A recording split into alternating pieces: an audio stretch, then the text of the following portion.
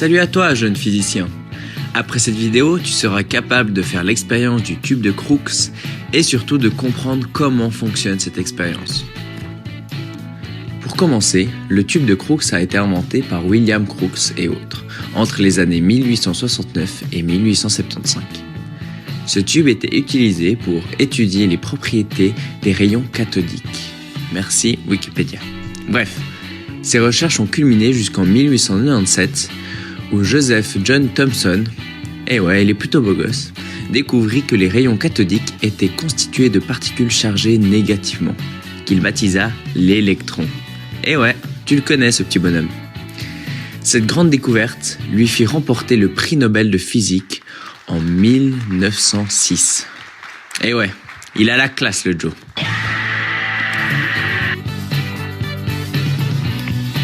Du coup, pour notre expérience, tu auras besoin de 2 générateurs de haute tension, un générateur de tension, avec chacun leur câble d'alimentation. Bah ouais, comment tu veux qu'il fonctionne sinon? Il te faudra aussi un tube de Crookes avec un canon à électrons et un écran fluorescent. Ouais, le nom est vraiment stylé. 2 bobines de Helmholtz et beaucoup de câbles. Oui, beaucoup. Regarde-moi ce bordel. Maintenant, pour assembler tout ça, tu dois mettre les 2 bobines accrochées au tube de Crookes. Comme ça. Pas comme ça. Avec le A et le Z vue extérieure. Et pour brancher les générateurs, il faut que tu suives ces 3 étapes. N'hésite pas à mettre sur pause pour bien regarder, car on va rapidement passer dessus. Pour la première étape, voilà le schéma. Et voilà comment nous on a fait de notre côté. Pour la deuxième étape, comme avant, le schéma. Et comment on a fait. Pour l'étape 3 et la dernière, voilà encore une fois le schéma. Et comment on a branché tout ça. Si tu as tout bien branché, tu pourras observer, sans rentrer dans les détails, le faisceau d'électrons, qui sera parfois, selon les réglages, dévié vers le haut, parfois dévié vers le bas. Et si tu te demandais à qui appartenait cette petite tête, c'est Eugenio Alba, notre prof de physique. C'est un grand passionné d'astronomie. En 2015, il est même allé jusqu'au Chili dans l'observatoire suisse de la Silla pour la recherche de planètes extrasolaires. Et ouais, il fait pas les choses à moitié. C'est encore lui en train de prendre des belles images du lever de soleil ou du coucher. Bref, c'est joli quoi. Comme tu peux le voir ici, il aime bien rigoler. Mais bref, c'est pas le sujet. Mais Jamy, comment est généré ce faisceau d'électrons? Alors, déjà je m'appelle Thomas. Et ensuite c'est très simple. On va regarder ensemble sur le schéma de notre ami Léo. Quand tu allumes ton générateur à haute tension, celui-ci, les électrons sont générés par cette haute tension entre l'anode, ici présente, et la cathode, ici.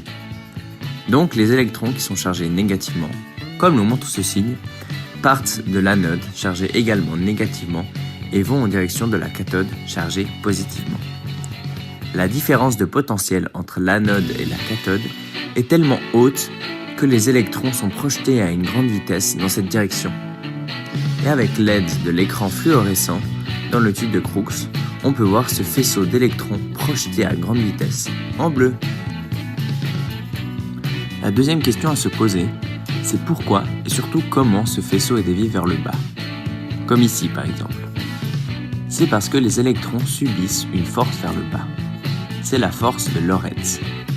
Elle est générée par le champ magnétique des 2 bobines d'Helmholtz. Ces 2 bobines sont branchées aussi à un générateur classique qui, quand on l'allume, produit un courant I qui tourne, comme ça. Ce qui crée un champ magnétique qui, comme montre ceci, rentre dans le tableau. On sait cela avec la règle de la main droite, celle-ci. C'est-à-dire que si le courant est dans ce sens, eh bien, le champ magnétique tourne comme ça. Maintenant, rentre une autre règle avec la main droite. Et ouais, ta main droite peut être vraiment très utile en physique. Bref, cette fois la règle concerne cette force de Lorentz. La voici. On voit que le pouce représente la charge qui se déplace à une certaine vitesse.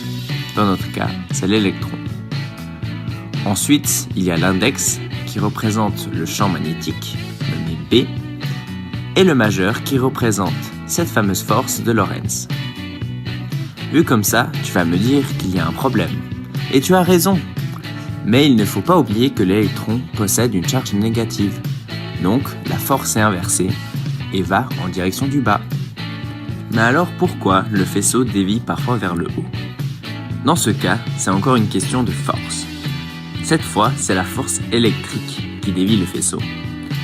Dans le cas où le générateur classique est éteint et donc ne crée pas de champ magnétique, et que l'on allume le deuxième générateur à haute tension, on peut voir ici qu'il est branché à deux plaques, qui sont représentées ici. C'est comme l'anode et la cathode. Une des deux plaques est chargée négativement et l'autre positivement, ce qui crée une force électrique du moins au plus. Dans ce sens. Alors, le faisceau qui va dans cette direction est dévié vers le haut avec cette force électrique. Et si tu es très curieux, tu vas te demander ce qu'il se passe si les trois générateurs sont allumés en même temps. On sait maintenant que le générateur classique crée une force de Lorentz vers le bas à l'aide du champ magnétique et le deuxième générateur à haute tension une force électrique vers le haut. Tu vois où je veux en venir?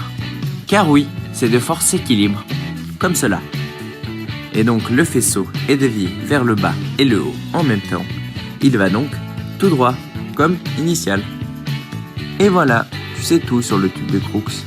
Tu comprends donc maintenant comment le faisceau est généré et comment les électrons réagissent face à la force de Lorentz et à la force électrique, et que ces deux forces peuvent s'équilibrer.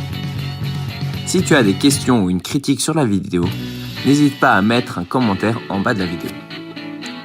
Et si vous êtes prof de physique, n'hésitez pas à nous mettre une bonne note et à vous abonner à notre chaîne. Allez, salut jeunes physiciens!